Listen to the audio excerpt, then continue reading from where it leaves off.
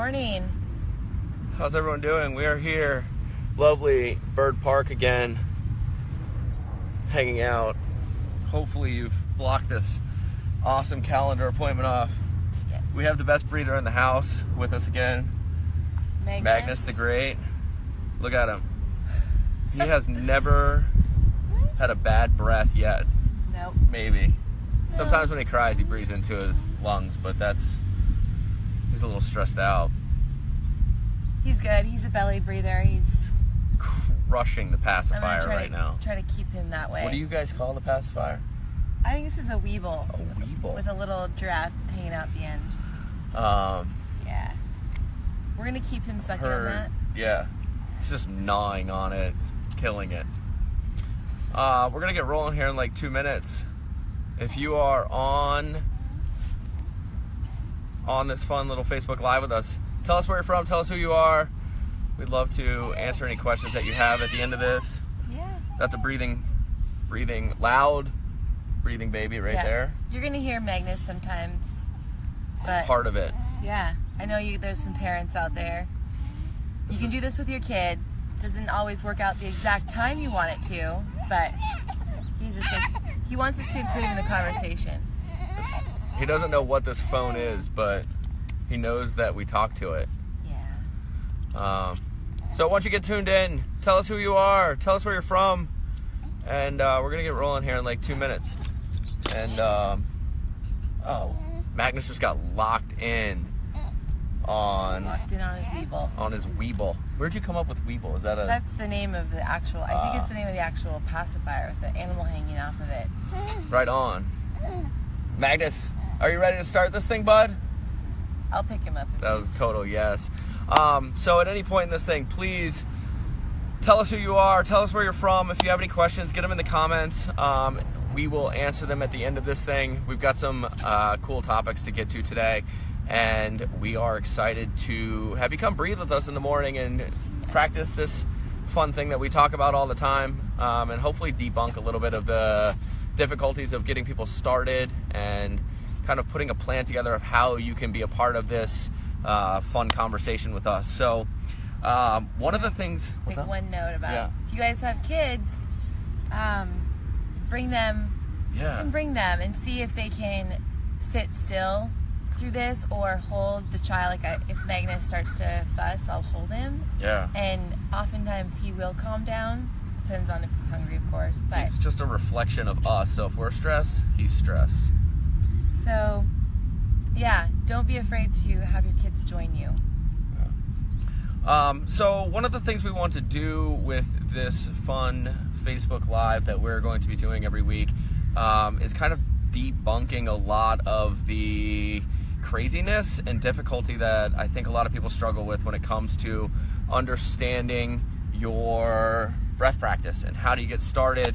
A lot of times it's really easy, like in the fitness world, you can go and start looking at like the most in shape people, or in the breathwork world, it's really hard to find somebody that's just at the beginning levels and like how do you just sit down and learn how to breathe, or what are the pieces, like why are we doing this thing. So we want to start going over some of like the qualitative pieces to this, and things you can think about, setting intentions and what does that actually look like, and then getting into some of the more quantitative things and like what is physiologically going on with your body, how do we connect brain and body, and like why are we doing this thing. Yeah, we talk about back pain all the time, but there's a much bigger picture to stress resilience and our ability to adapt to external stressors.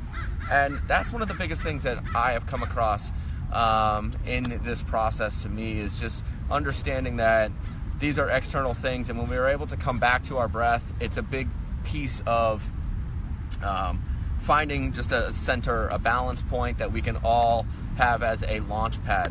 But to get this thing started, we want to talk about this little thing called gratitude. And that word alone probably comes with a whole bunch of things that pop into your brain.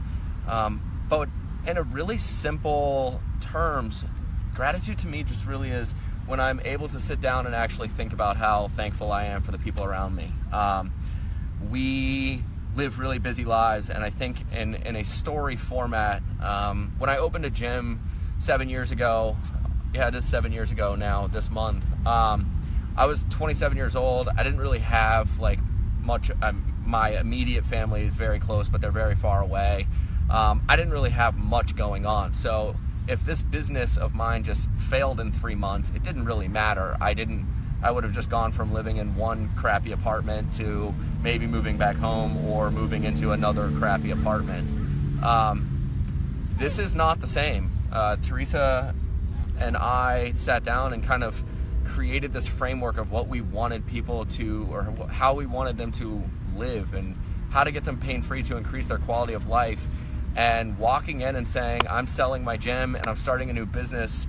She has a baby. I have a wife. I have a house. I have responsibilities to other people. And that is not to be taken lightly, I think, when we make decisions. And when I think about gratitude, I'm actually able to sit down and slow my body down a little bit, slow down this ego piece of how much I think I am important to the world, and realize that the people that are around me are the people that I'm truly grateful for, because they allow me to go and be the best person that I want to be. It's not easy to walk in and sit down to dinner and say, hey, you know that income that we've been working on for the last 6 years? Well, I'm gonna eliminate that and I'm gonna start this new thing, and we don't really know if it's gonna work or not.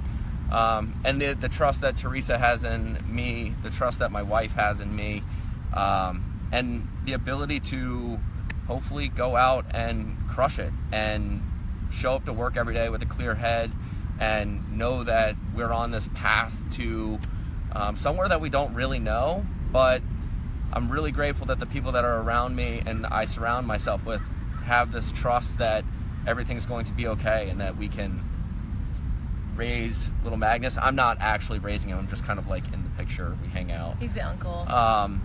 But Theresa and Pear, and trusting that this business is going to work and that we're going to keep each other sane and in this process, and my wife for realizing that, like, hey, Anders may not be bringing home money for a year, and we can figure out a way to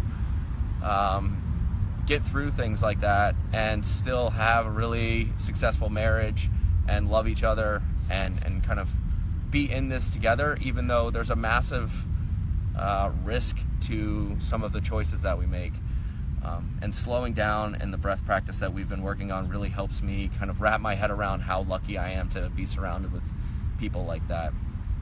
I don't know, what's kind of your process been to understanding and slowing down like this gratitude piece? Well, gratitude, so the way I describe it for me is being grateful, being thankful for the things I have versus the things I want. Like the things I have right now. There's certain things I want, big things I want. I like taking big action. That's the point of our company. It's a huge risk that we're taking. But my thing is, I am grateful for being grateful for the things I have. So I have to, by slowing down, it makes me, because every day there's some kind of stressor that pops up or something that may bring up anxiety. And I enjoy sitting down, doing my breath practice, or even just taking 10 minutes laying down, not even worrying about my breath practice, and thinking about the things I have. And the things I have that I'm very grateful for, like Anders said, is the people around me. Over the years, it's very much fine-tuned into this small group of people that I can count on one hand that I can really trust and want to work with. For a while there in my business, I was willing to work with anyone who was talented and could get it done and who I thought would fit my philosophy, but that didn't necessarily bring me happiness, or did I enjoy that. Now I'm in a place where I choose the people who work with me and who I want to work with. And coming across Anders like 3 years ago in the gym, I would have never thought we would have started a business together, but the hustle, the smart hustle, the work ethic, the desire to innovate and be creative and do things that people have never done is there with the people I work with now. And I'm thankful for that I have that right now. I'm also thankful for the little house in North Park I live in. It's central to a lot of different things. I'm grateful for my health. I'm grateful for my husband, who really helps keep me sane and balances me out like no other. And even though one of the things I've always struggled with is I want more, I want to do more, I want to, there's just this constant drive, which isn't a bad thing, but what gratitude does is it makes me slow down and think, what am I thankful for what I have right now? And I'm very thankful because about 6 months ago I didn't know if we'd have a healthy baby. We were in a position where we were told that we may have to terminate our pregnancy, and that was a crazy thought to have. That was the first thing out of our perinatologist's mouth after this 20-week ultrasound that we had. And it was like, well, you can terminate your pregnancy because he doesn't look like he has a key structure in his brain. Nobody wants to hear that. That was a very hard time in our life. And we really found out who our true friends are, people we wanted to work with in that time too, people who cared about us. And I am grateful for those people to this day. And I'm very grateful for a healthy baby who might be sleeping now. He's totally asleep. It's awesome. He might cry, but he's a baby. So, anyway. Yeah, and I think one of the greatest things about being able to slow down and just take 10 to 20 minutes to look inside and just be really happy about where you are. It's so easy. You can have 99% of your life going so well, and it's really easy to focus on that 1% that's causing this stress. And through these breath practices, what we're trying to create is this idea of stress resilience. And what that really means is we want to toughen you up. We want to give you a path to lessen the stress that's in your life, give you some sort of blueprint, a game plan that you can take with you so that when things start to get weird and those stresses, those external things start pulling on you, you're able to slow down, find that center, and then re-enter the world in a different way. And this isn't just on this qualitative side of talking about who you're grateful for, what you're grateful for. It's also on the quantitative side, and we can start to discuss the breath and the practice that you can go through and what's actually happening inside your body. So what we're going to be working on today is just a little practice called coherent breathing. And in coherent breathing, our goal is, if you are sub 6 footers, what we're trying to do is get our breath rate down to 5 breaths per minute. So when you do the math, we're looking at a 6-second inhale, a 6-second exhale, and that's going to get us a 12-second full breath, and then we take that out 5 times throughout the minute. And what this does is it's been proven that this is kind of that breath rate that puts us not so much in the parasympathetic state or the sympathetic state, but really holds that fine line, that balance of understanding this is our center point, right? So if we were to go maybe at like 3 breaths a minute, we start to get into a very meditative state, which is awesome if that's what you're going for. Maybe we can start to create this baseline and then move into this meditative state. But we really want to try and stay out of the sympathetic. And the reason we do that is this little thing called heart rate variability, where we're trying to add some elasticity to our nervous system, right? So if you take a breath in and you were to check your pulse rate, a lot of us think that maybe if we have a heart rate of 60 beats per minute, that it's like doosh, doosh, doosh, doosh, and each second, on the second, we have a heartbeat. But that's not actually what's going on. So if there's an external stressor that's affecting the way we perceive life, our heart rate's going to speed up. But we also want to be able to work on the side where we're able to actually calm ourselves down, and that's going to calm our heart rate down. So the bigger the difference that we can have in that variability of our heart rate, you may even be able to put your hand on your pulse, and as you breathe in, you'll notice that it goes a little bit quicker. As you breathe out, a lot of us have a much easier time breathing out. You can see that your pulse will actually slow down as you breathe out. So that variability and how you're able to manage external stressors turns out to be a really important part of understanding breath work. We're not just here breathing in the park. There's actually some physiological changes that go on with your body and how we want to attack everything that we do in the world. So when you're sitting at your desk, you can kind of sit here and you can actually just feel and count those breaths, right? when we're doing the breath work, this is our time to practice that, so you can actually slow your breathing rate down and then get into learning what this feels like and how it can translate into your life. So for the breath practice today, we're just gonna go 10 minutes. Ideally, if you have time, we can do this at 20 minutes. Maybe once or twice a day would be ideal, but who has that kind of time, right? So find 10 to 20 minutes in your day, and our goal is just to slow everything down. So we're going to just close our eyes. Did you bring a clock? I have my clock here. Sweet. We're just going to set a clock for 10 minutes. And what we're going to do is just count the breaths in. We're not going to fight it. We're not going to force it. And if you breathe in through your nose into your belly, just like we did last week, just count the number of seconds. And maybe you stop on the inhale at 4. Maybe you find there's a little bit of stress in getting to 6. If you're above 6 feet tall, you can slow that down even a little bit more, because that air's got so far to travel. Like her. Not like so me. Far. Yeah, she's got a long 6'1" the air is to get thin there. The air up here. But our goal is to slow that heart rate down and really start to feel what it feels like to be at that 5 breaths per minute. Once you start to get comfortable with that, we can start to do some very light body scans. And what that means is we're just going to start connecting the brain and the body, starting with our toes, and start working up joint by joint. So spend a couple breaths trying to see what your toes feel like. You probably never think about that through the day, but it's a really good way to connect your brain and body, and it's the 2 furthest points, right? Then we can go to our ankles, our knees, our hips, our low back. You can breathe into your low back if you're dealing with some low back pain. Your shoulders, if you want to add some rotation in there, and then get into your neck. And then the closer we get to our brain, the more we can do it. So you can start to see, like, the roof of your mouth with your tongue is a great one. Feel the air breathing into your nose, maybe into your forehead. The super yogis will know this as like your third eye center.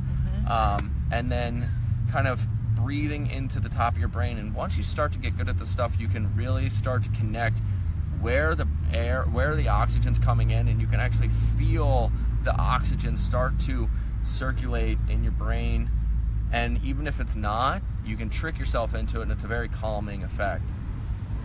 Should we guide them through it, like head to toe or toe to head, whatever you want? We can totally do that. So probably about halfway through, it usually takes me a good 5 minutes or so before I'm actually able to calm. So I will just kind of go.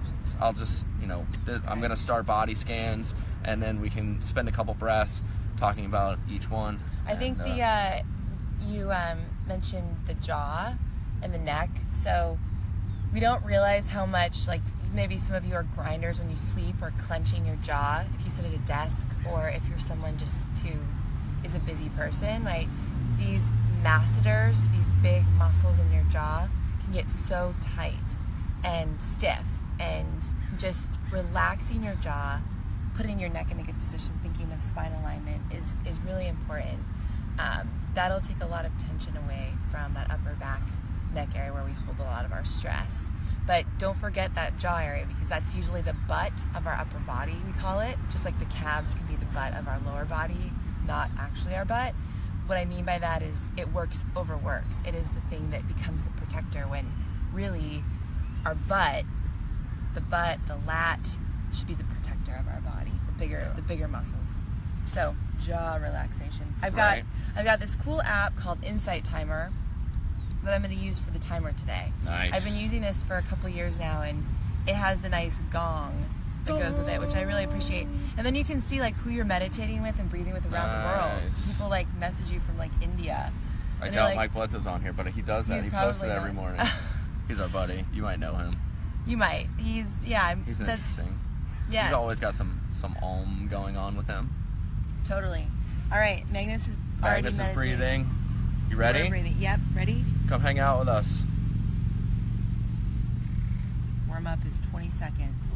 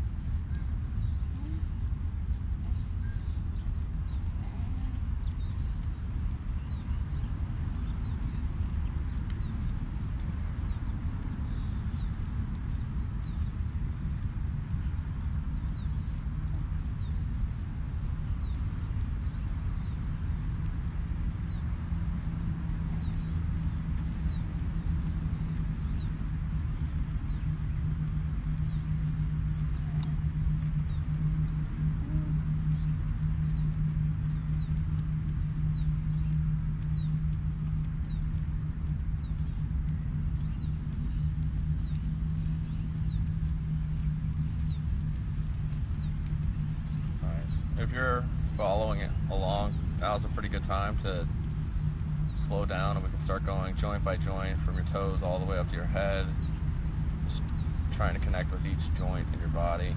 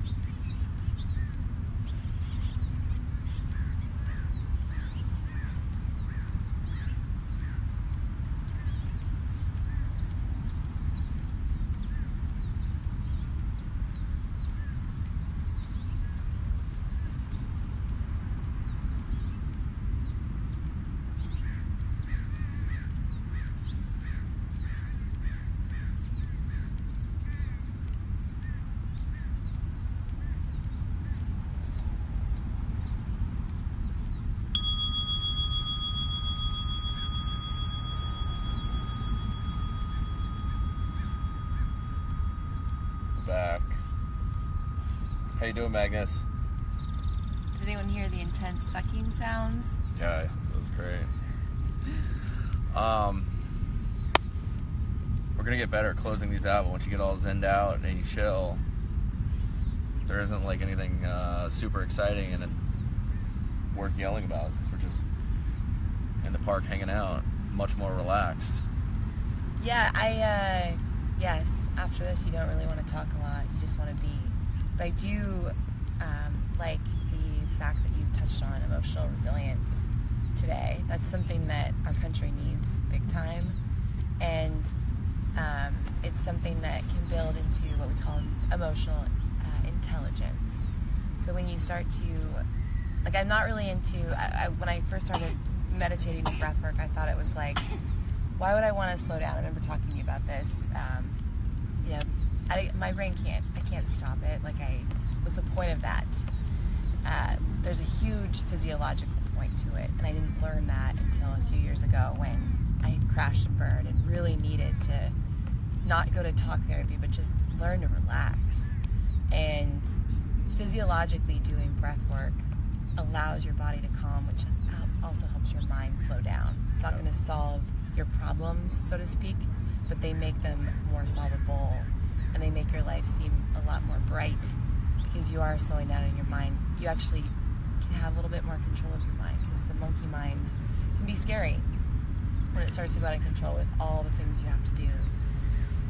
And if, for those of you that were watching me, I obviously wasn't just sitting still. I was rocking him, I was checking on him, but I was still able to enjoy nature and breathing. So my focus was, yes, altered a little bit, but as a parent, don't use that as an excuse not to do this. Like, it is totally possible. You just have to know that, all right, there's going to be a little bit of a distraction, but you can still focus on body alignment, decreasing tension in the body parts, focusing on your breath, while you're keeping an eye on your little one. Thank you guys for tuning in. We're going to be back next week, and we're going to start cracking into this fun word called vulnerability, and getting into some like understanding restricted breathing pieces. If you guys have ever been in the yoga world, you've heard of this Ujjayi breath, and no one really knows what that is, except there's weird grunting people all around you. So we can kind of talk about my favorite kind of breath. Making your throat a little bit stronger, and it's gonna be fun. So next Tuesday we'll be back in the park at 8:30. Come join us. We're gonna be getting these up on YouTube, so like the YouTube channel, and please share these on Facebook with anybody that you feel can benefit from them. And thank you guys for checking in. Thank you guys. Bye.